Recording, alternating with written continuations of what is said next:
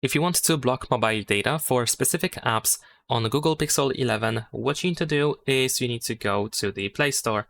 And then over here in the Play Store, we can search for an app that is called NetGuard. There we go.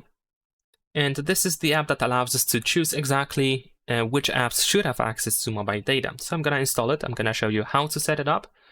And I'm going to show you how to, of course, block mobile data for apps of your choice. So once the app is installed, we want to open it. Over here, tap on I agree in the bottom right corner. First, we need to enable the NetGuard app by using this switcher over here, and then press OK, and then one more time, and yet again. There we go. Now, once we go to app battery usage, in case you are redirected over here, you want to find the NetGuard app on this list. There we go, choose it, then go to allow background usage, and you might need to set it to unrestricted. There we go, we're gonna go back now.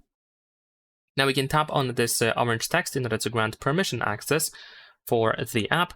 Here we can find some additional information which are worth reading to find out how the app works exactly. But generally speaking, we have these icons over here that determine if the access to mobile data or Wi-Fi is provided for the selected app. And there we go. Now, besides that, there are some suggestions, like, for example, you can use some other apps to keep the privacy and so on, but actually we are not interested in that for now.